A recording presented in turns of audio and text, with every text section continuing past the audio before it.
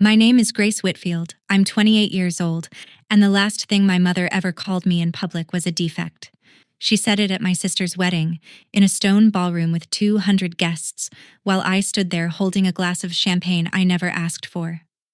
Why is this defect here? 9 years of silence, and that was her opening line. My sister turned from her photographer, saw my face, and smiled the way you smile at a stain on a rented tablecloth. You are not invited. She was right about that. She just didn't know who was. My family had 9 years to learn who I'd become, and they spent those years pretending I was never born. What the groom did next ended more than the evening. It brought down a dynasty 3 generations in the making, and I never raised my voice once. But this story doesn't start in that ballroom. It starts 10 years earlier, at a country club, with a graduation gown and a wall of framed diplomas that held one empty frame. If you've ever been made to feel like the smallest person at your own family's table, this one is for you. Drop a comment and be sure to subscribe. 3 weeks before the wedding, a cream envelope arrived at our house, thick as a dinner menu.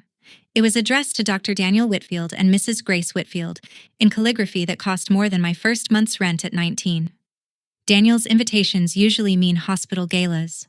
I opened it with a butter knife, still thinking about payroll. Then I read the names. The Halston family requests the honor of your presence at the marriage of their son, Dr. Eric Halston, to Vivian Dixon. Vivian Dixon, my sister. I stood in my own kitchen and read her name 4 times, as if the letters might rearrange themselves into a stranger. The tile was cold under my feet. The refrigerator hummed. Somewhere in another city, my family was planning a wedding, and an invitation with my married name on it had sailed straight through their defenses like a bird through an open window. Daniel came in, read it over my shoulder, and set his coffee down very carefully. You don't have to go.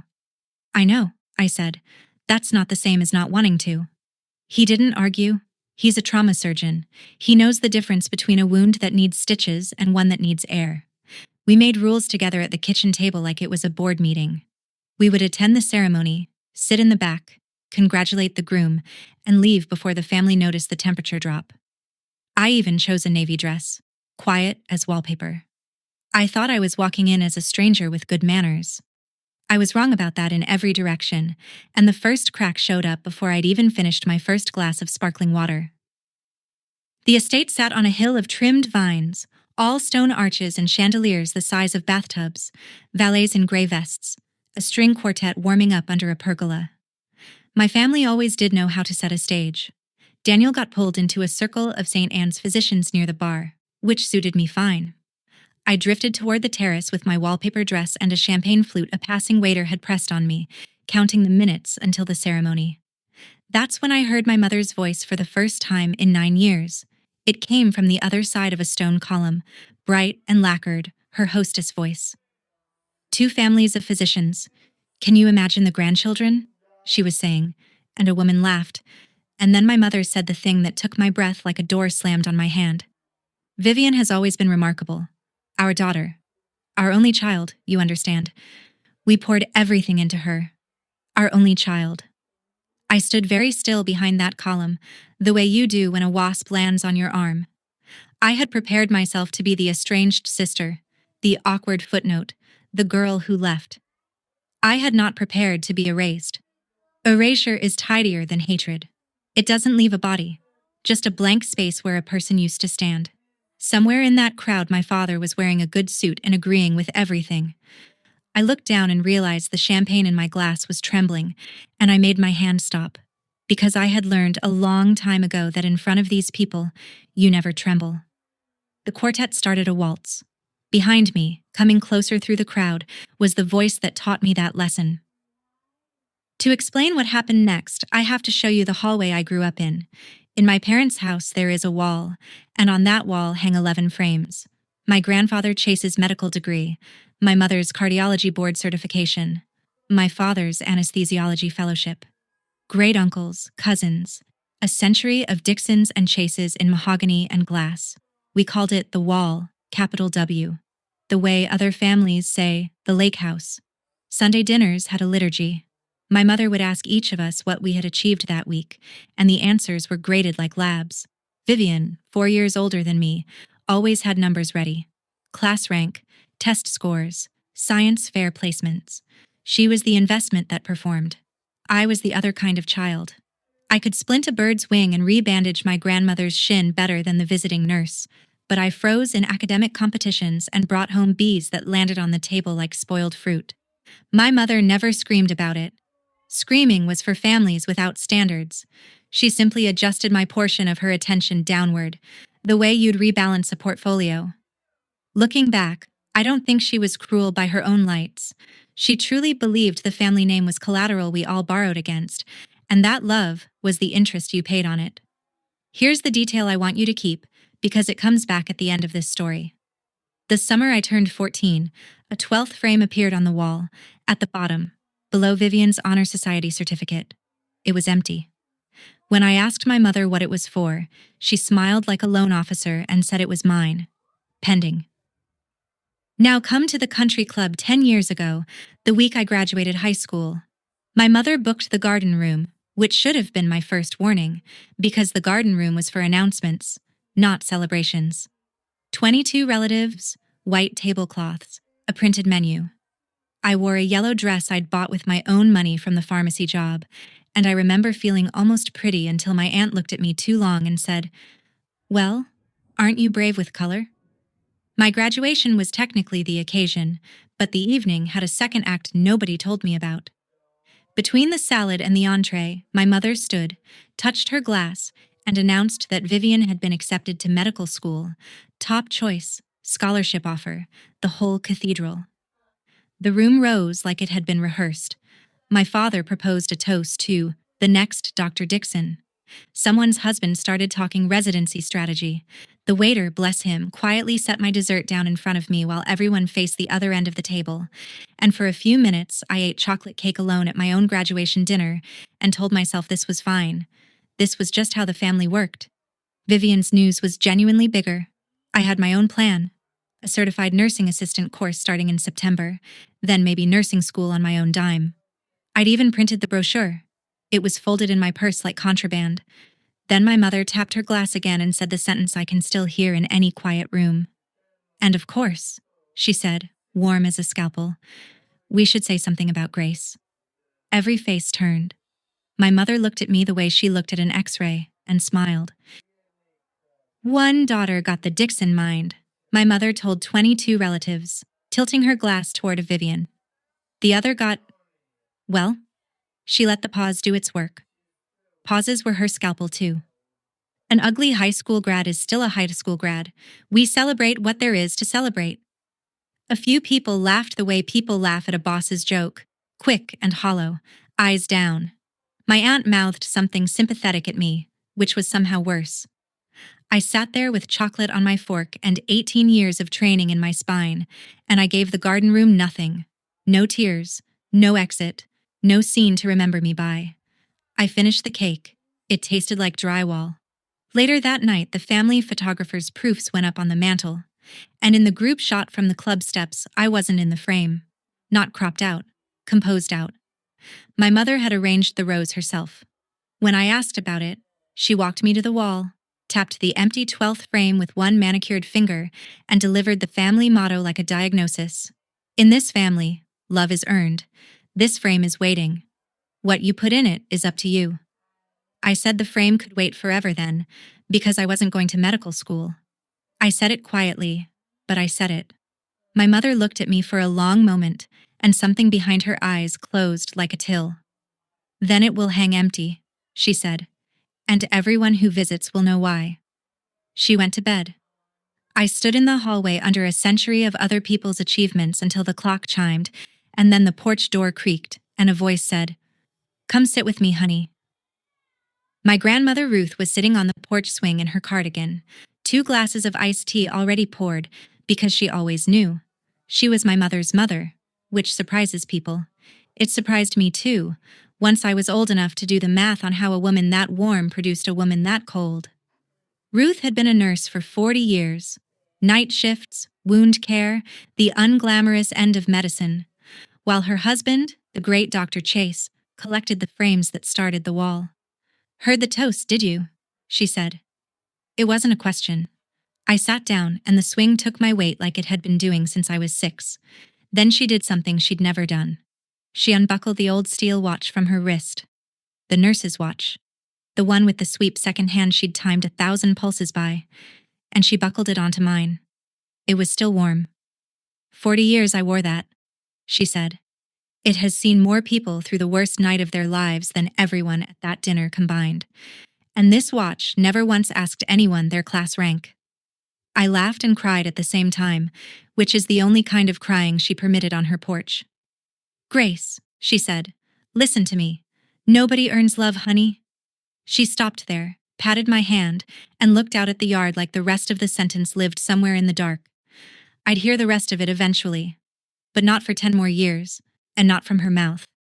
10 months after that porch swing, the watch was the only thing I owned that my family couldn't repossess, because 10 months later, they threw me out. The college fund came first. $80,000, built since my christening, meant for whichever school would have me. That spring, my father sat me down with a folder and explained, in his mild anesthesiologist voice, that the fund had been reallocated to Vivian's medical education.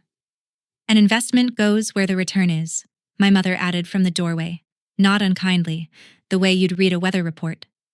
I want to be fair here. I saw the storm coming and I did prepare. I was 19.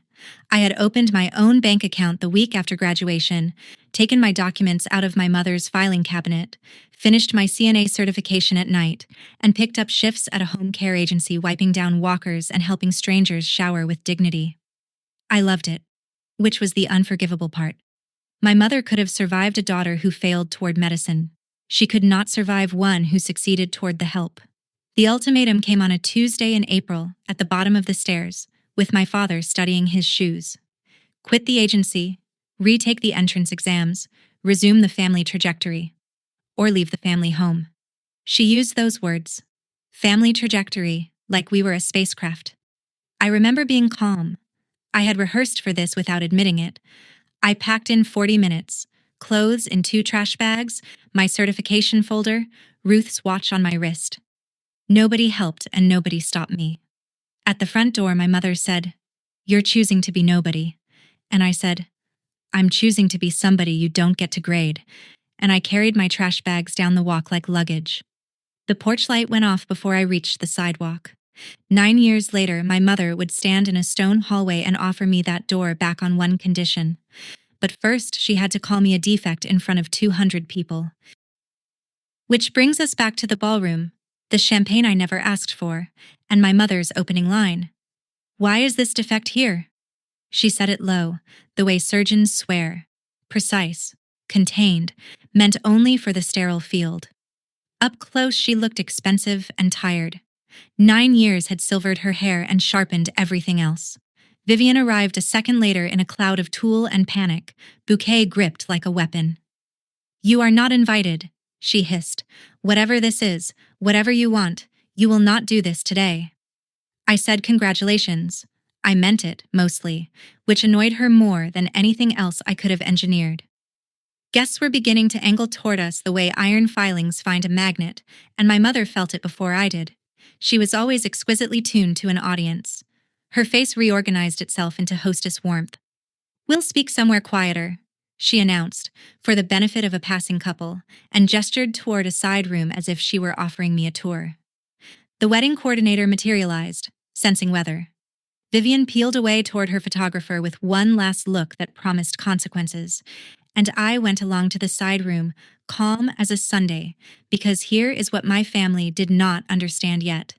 I had spent 9 years learning exactly how much their theater could and could not do to me. They thought they were removing a problem before the Halstons noticed. In fact, they were marching me across a ballroom that held my husband, my work, and one person who knew precisely who I was. And every step they made me take was a step toward the moment the whole stage came down.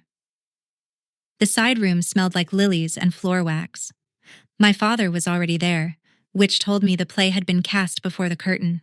Raymond Dixon, 61 years old, a man who had spent 4 decades putting people to sleep and 1 decade doing it to himself.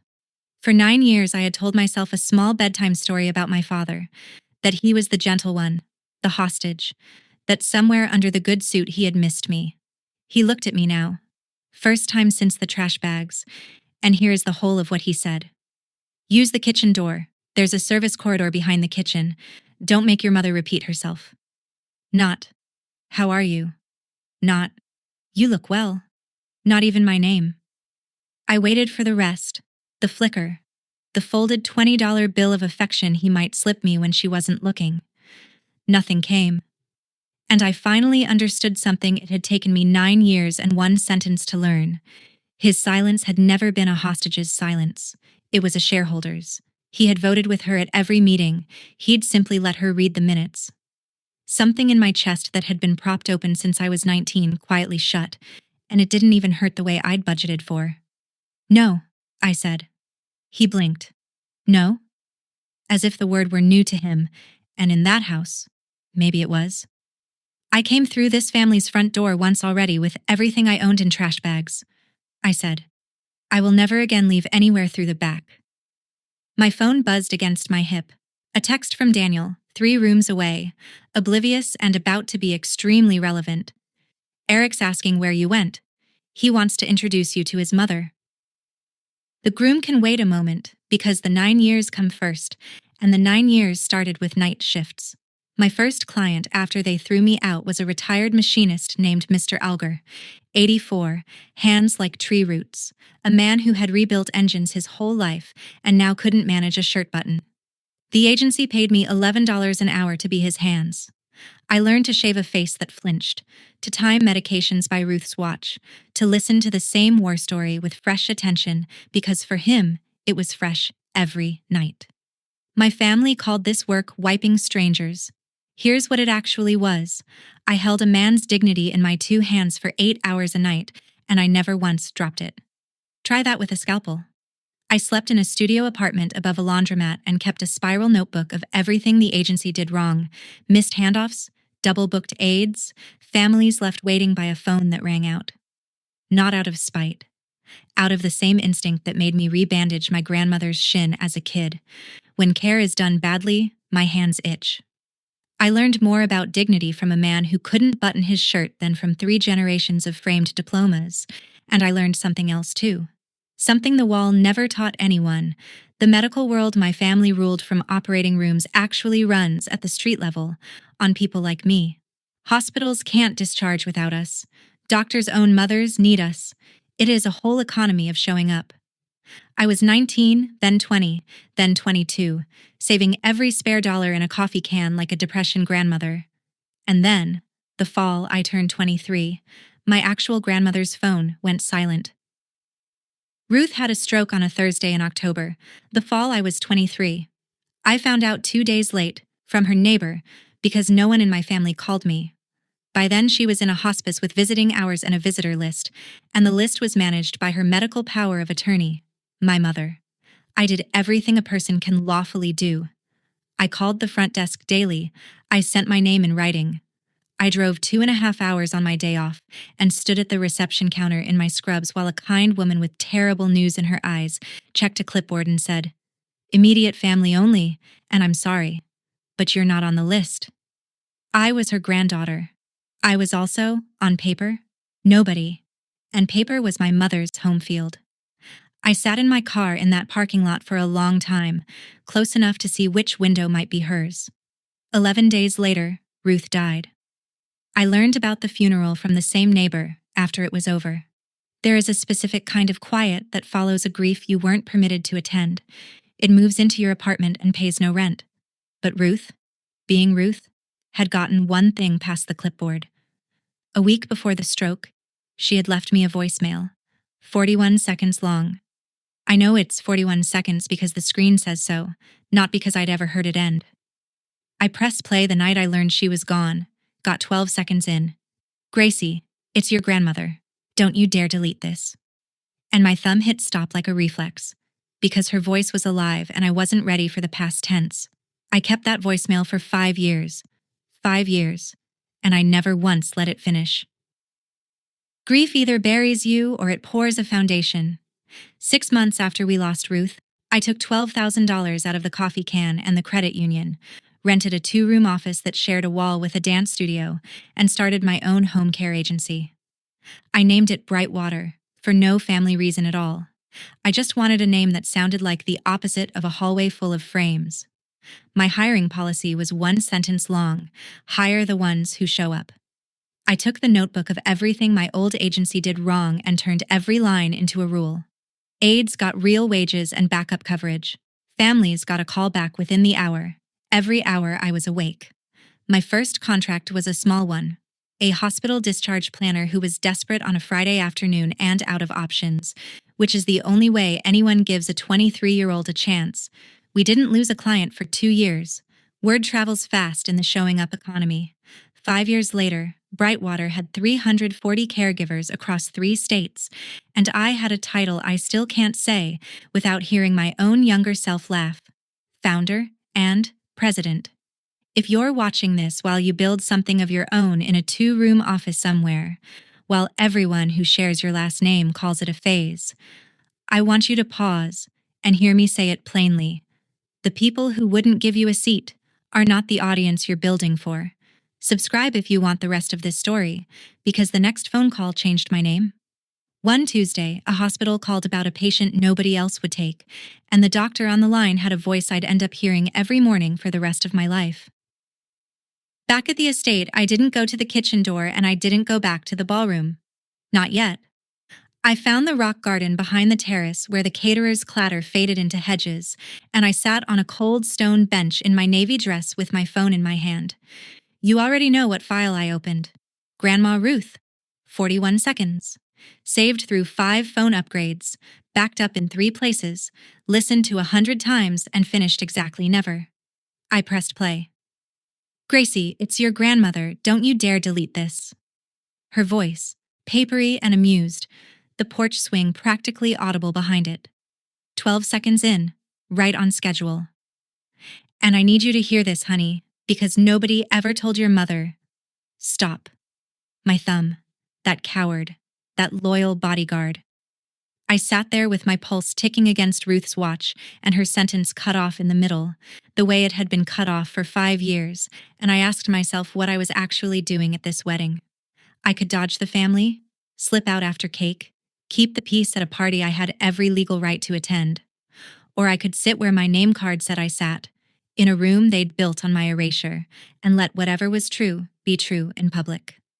Ruth went through that family's front door her whole life in a nurse's cardigan, and she never once apologized for the uniform. I put the phone away. I clasped the watch tighter. Then I stood up, smoothed the wallpaper dress, and walked back toward the music, toward the ceremony, the seating chart, and the 41 seconds I still owed my grandmother. Whatever her sentence ended with, I was done hearing it from behind a column. Now, the Tuesday phone call. 4 years ago, St. Anne's Regional had a patient no agency would touch, a retired teacher with a spine injury, a complicated house, and a family lawyer on speed dial. The surgeon himself got on the line, which never happens, and asked if Brightwater was as good as its reputation or just newer than everyone else's. I said, both. And he laughed once, like a door unsticking, and said, come prove it. He was expecting a sales rep with a folder. What walked in was a founder with rolled-up sleeves who had personally done every job on the care plan. Dr. Daniel Whitfield, 32 at the time, the hospital's senior trauma surgeon, a man who wore authority the way Ruth wore her cardigan, without needing anyone to notice. We argued for 20 minutes about discharge protocols, and I won twice. He noticed the nurse's watch and asked whose it had been. Nobody in 8 years had asked that. Coffee from the vending machine turned into coffee from an actual cafe, which turned into 2 years of the calmest thing that had ever happened to me. He knew all of it before he proposed. The wall, the trash bags, the funeral I found out about late. He heard the whole inventory and said the sentence that closed the deal. You built a family business. The family part just came later, and it's me.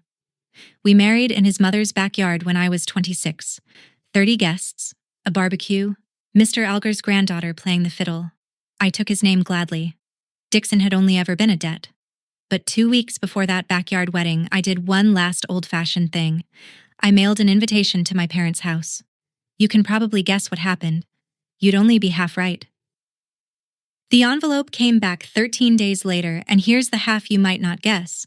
It wasn't marked return to sender. It had been opened.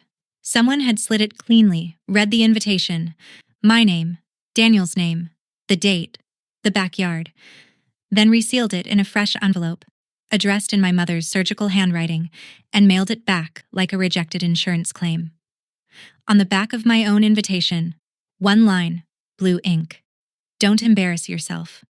I stood at the mailbox so long the neighbor's sprinkler cycled twice.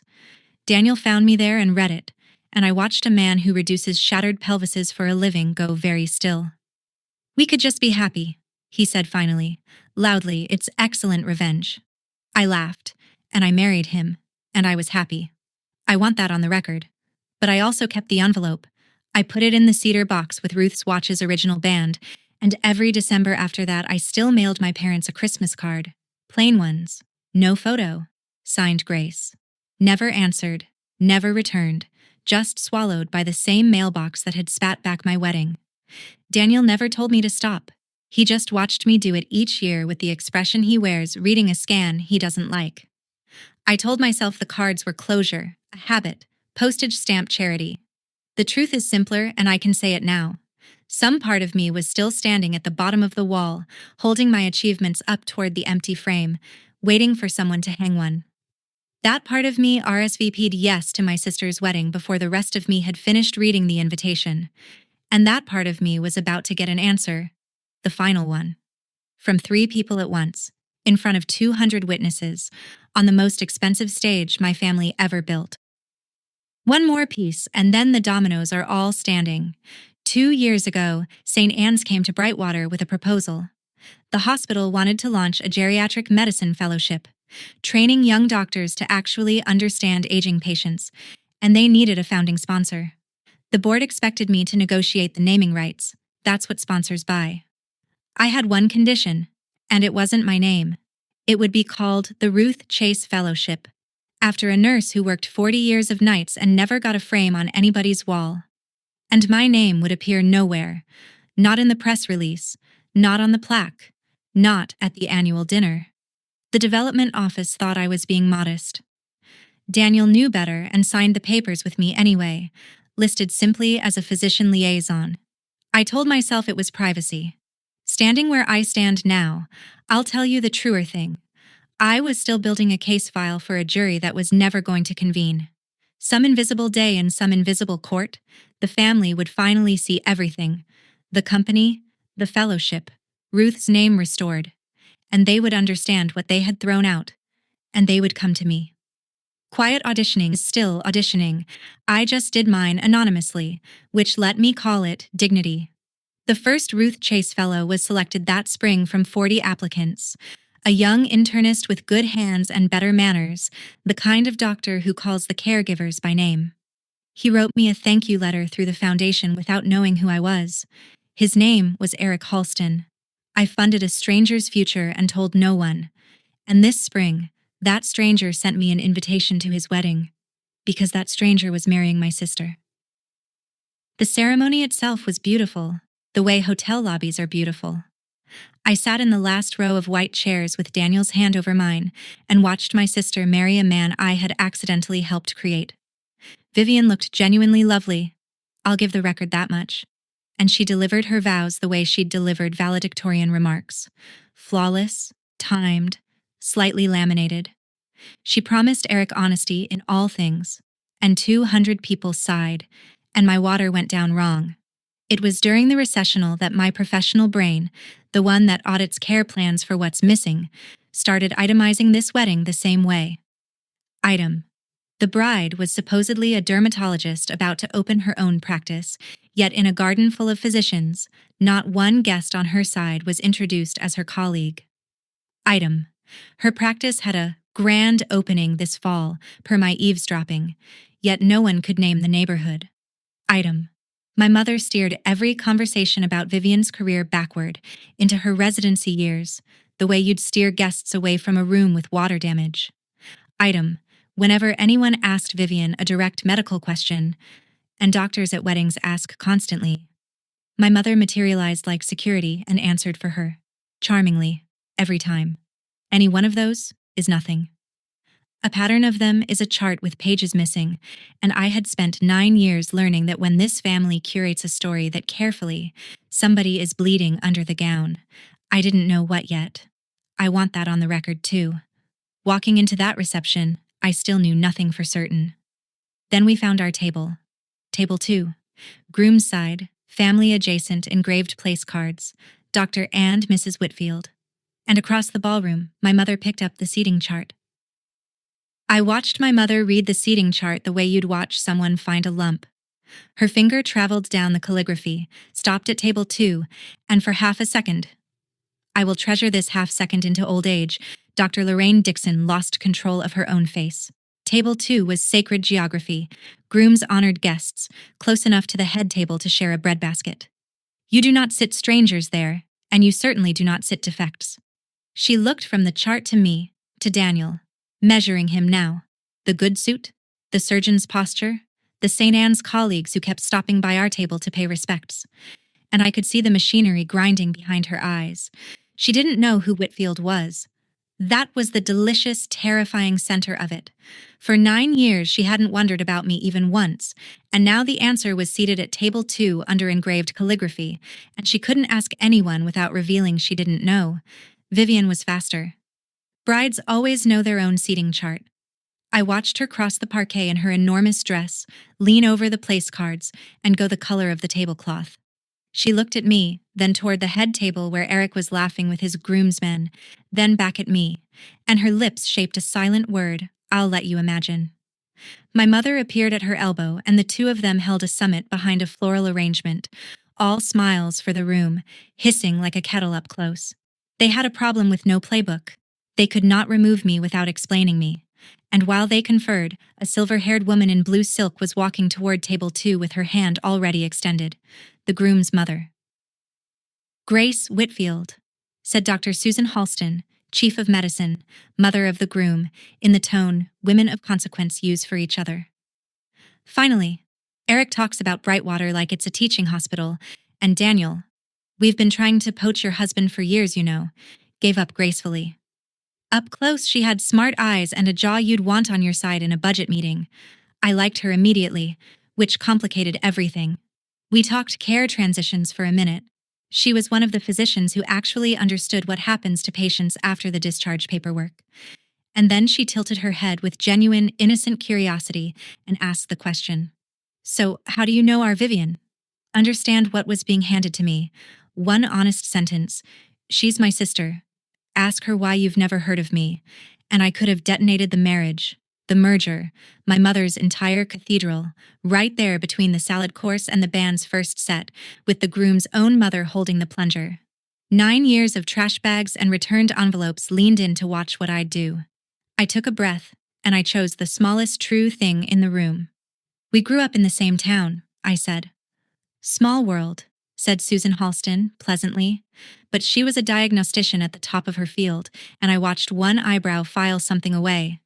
The pause before my answer, maybe, or the way the bride's mother across the room was watching us like an air traffic controller with 2 planes converging. She patted my arm and moved on to charm the next table. Across the ballroom, Vivian had seen the entire exchange, and Vivian, unlike our mother, had no idea what I had or hadn't said. She got me alone by the coat check, fingers around my wrists like a blood pressure cuff, and walked me into the stone hallway with a bridal smile stretched over pure animal panic. The moment we cleared the doorway, the smile fell off. Whatever you told her, Vivian said, you're going to walk it back. Now. I told her we grew up in the same town. Oh, don't. Her voice cracked strangely. Don't do the calm thing. You've had 9 years to ambush me and you picked my wedding. I asked her the only question I'd actually brought to that estate. What did you tell them happened to me, Vivian? What's the story? And my sister, wife of an hour, looked me in the eye and said, there is no story. You don't exist. As far as the Halstons know, I'm an only child. It was cleaner. Cleaner. I had imagined smears, addiction, theft, a dramatic villain edit. The truth was so much more efficient. They hadn't buried me. They'd never dug the hole. I was an accounting entry that had simply been dropped from the books. You will leave before the toasts, she went on, control returning in beats, our mother's cadence settling over her like a coat. You'll have a migraine. Your husband seems polite. He'll drive you. But here's what I noticed instead of my own anger, because a decade of night shifts teaches you to read hands. Hers were shaking. Not wedding jitters shaking. Clipboard at the hospice shaking. Her eyes kept flicking down the hallway toward the ballroom. Not toward our mother. Toward Eric. A woman defending one lie is annoyed. A woman defending a load-bearing lie is terrified. And terror like that is never about a missing sister. People only panic like that when one lie is standing on top of another. Enjoy the toasts, I said, and walked back inside. I made it 3 steps toward a table 2, and then my legs took me right past it, past the band, out to the coat check, where I stood holding my own claim ticket like a woman deciding on a train.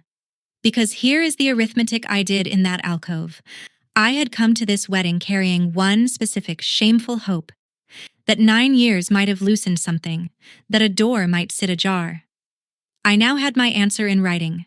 There was no door. There had never been a door. There wasn't even a wall with my shape in it. You cannot reconcile with people for whom you do not exist. So, migraine, coat, husband, highway. Give them the clean wedding and keep my dignity in the car like a to-go box. Daniel appeared beside me. He has a surgeon's radar for internal bleeding and read the whole calculation off my face. He didn't argue either direction.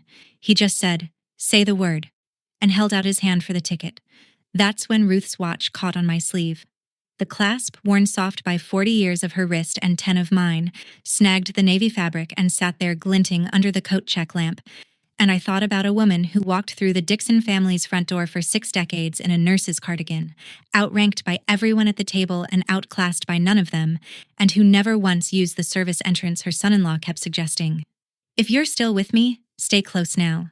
Comment front door if you've ever refused someone's back exit, and subscribe, because every domino in this story falls in the next 10 minutes. I handed Daniel the ticket. We're staying for the toasts, I said. Inside, a fork was already ringing against crystal. My mother toasted first, naturally. She rose in pearl gray with a glass of champagne and gave the performance of a career. Charming, warm with intolerances, every syllable load-tested. She spoke of 2 great medical families joining, the Halstons and the Dixons, and what that union means, of standards upheld across generations, of her pride in a daughter who had never once lowered the bar. Then she smiled at the room and delivered the family catechism, polished for export.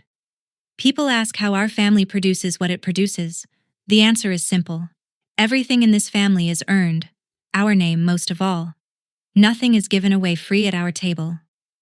200 guests raised their glasses to it. I kept my hands in my lap and did something I hadn't expected. I heard the sentence underneath the sentence. She had said those exact words to me at the bottom of the wall, and someone had certainly said them to her in that same house when she was small.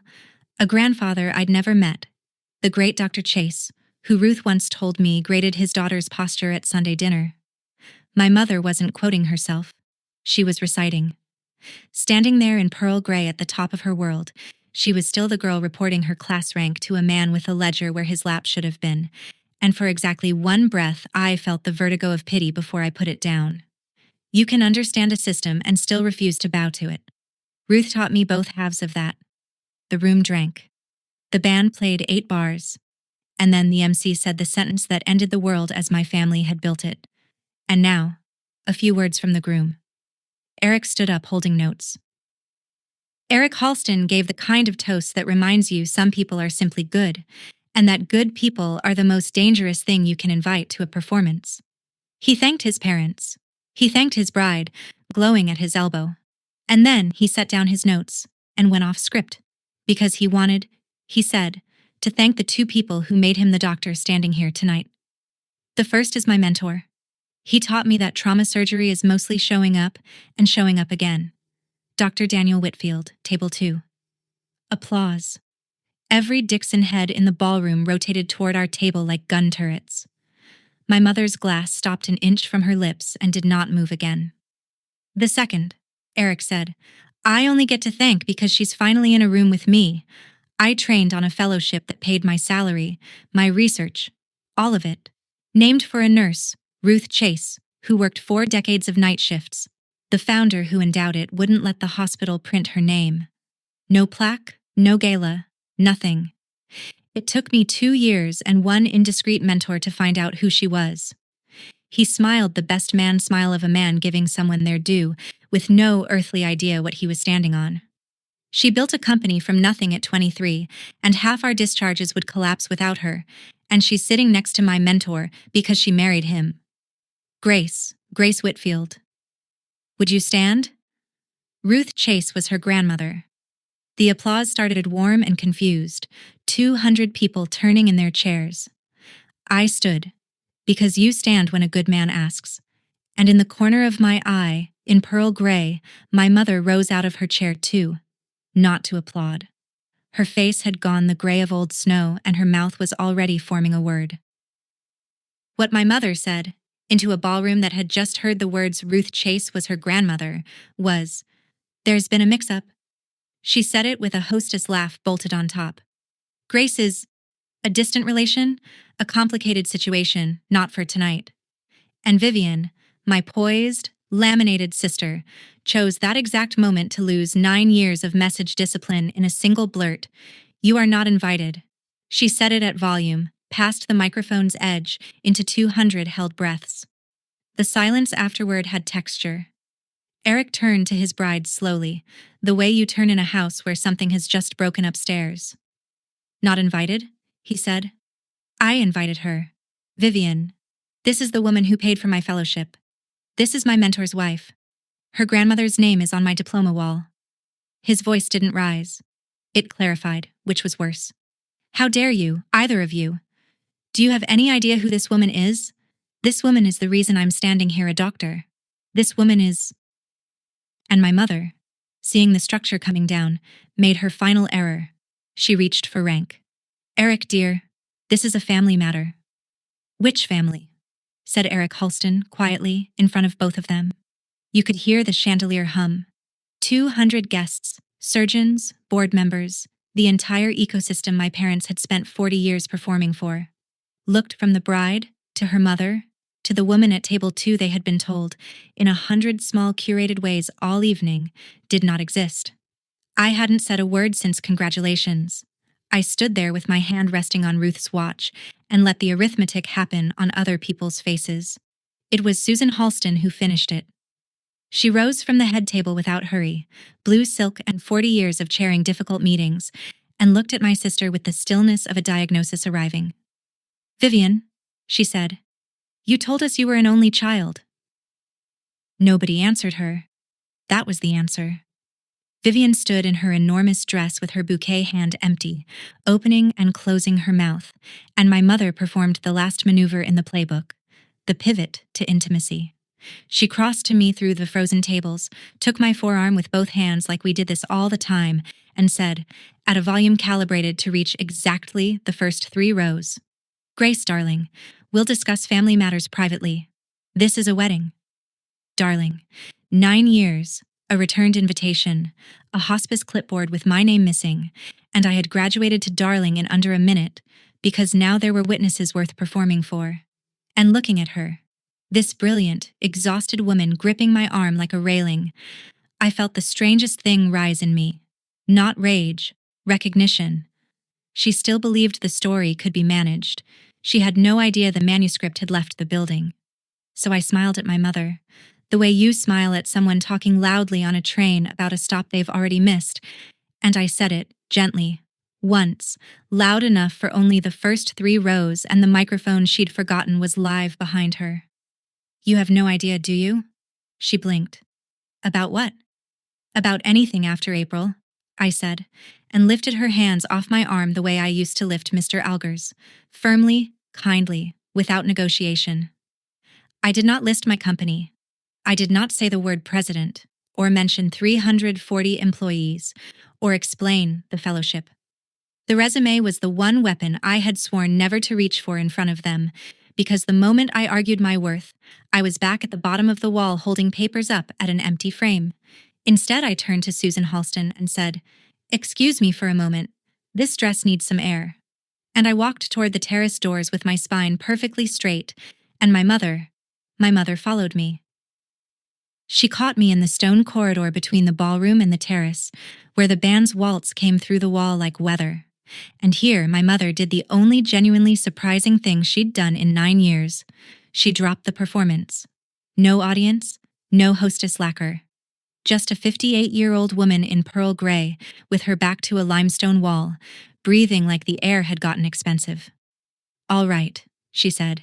"Here is what happens now. You come back inside. You tell the Halstons we've always been close, quiet, private, but close. The fellowship was a family project. We'll say your father advised. And then, you come home, Grace. Thanksgiving, Christmas, Sunday dinners, all of it. The frame." Her voice caught on it, actually caught. "The frame gets filled. You've finally earned your place." There it was, the door. Not ajar. Thrown wide with everything I had wanted at 19 arranged inside it like a table set for one. All I had to do was carry one lie across the threshold, and lying was the family business.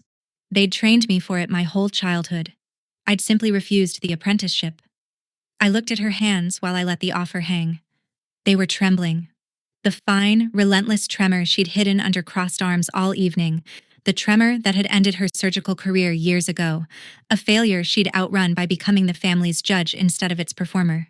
She saw me see it, and something old cracked open for exactly one sentence. "My father made me recite my class rank at that table every Sunday until I left for college," she said, flat, like coordinates.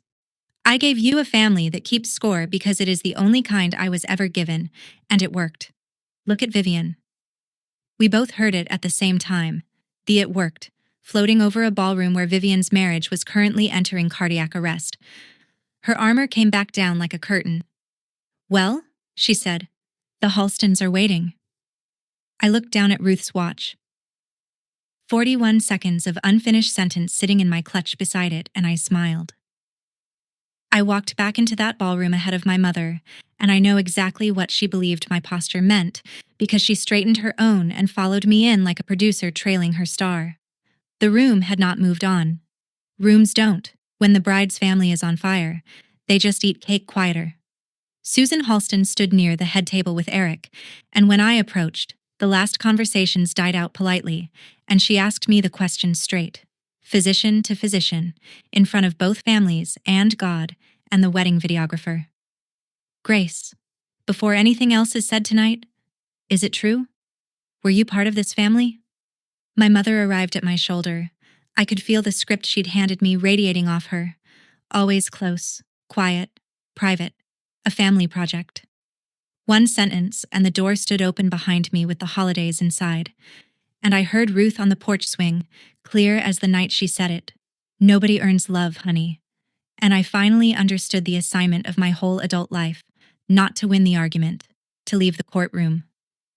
"Here is everything I'll say at a wedding," I said to Susan, but really to all 200 of them. I was born a Dixon. When I was 19, I was told that in that family, love is earned, and I stopped earning. I haven't spoken to them in 9 years. "Eric, you married someone tonight. I hope you'll ask her, gently, for the rest. It isn't mine to tell."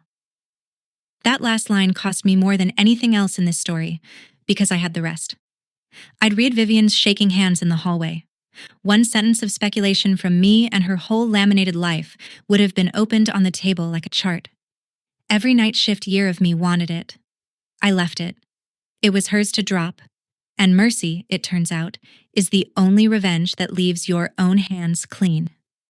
Then I turned to my mother, whose face was doing something geological, and gave her the answer to the offer. "No," I said. "The frame stays empty. I built my own wall." I took Daniel's arm, nodded to Eric, thanked Susan Halston for a beautiful ceremony, and walked out of my sister's wedding through the front doors, at the exact center of the aisle. At the speed of a woman with nowhere left, she needed to be admitted. Behind us, just before the doors closed, I heard a single champagne glass hit the parquet. We didn't drive off dramatically. The valet line was 7 cars deep, and dynasties fall on a schedule of their own.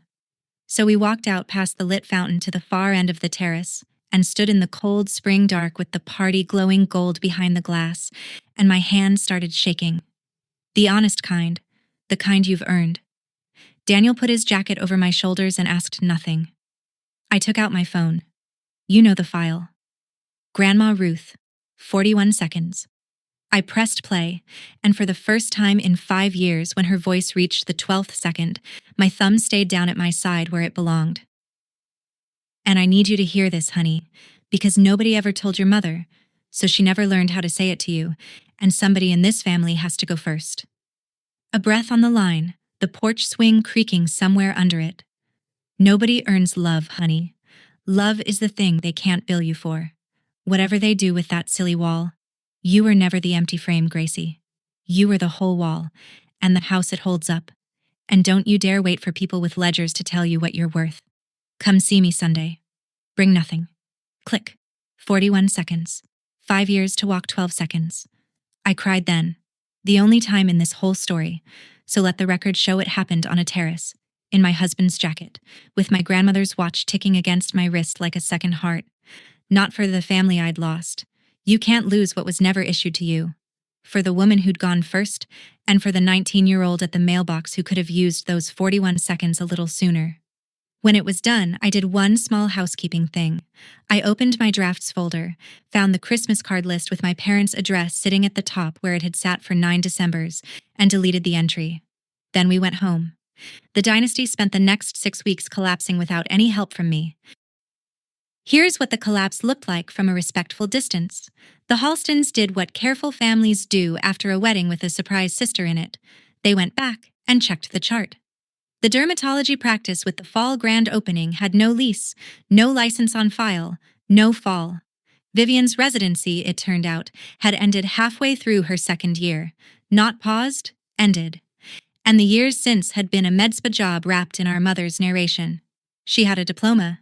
She did not have the life printed on the wedding program. Eric filed for annulment 6 weeks after the cake. I'm told he did it kindly, which sounds like him, and that he kept the Ruth Chase name on his email signature, which undid me a little. My mother resigned her chairmanship of the hospital gala committee that fall, citing family obligations, the sentence doing more work than any sentence should. Nobody fired her. Nobody needed to. Her currency had simply been devalued in every room that mattered to her, and she had built her entire life in those rooms. That was the whole punishment, and it was total. My father sent me an email in November. One line, no subject. Your grandmother would have been proud.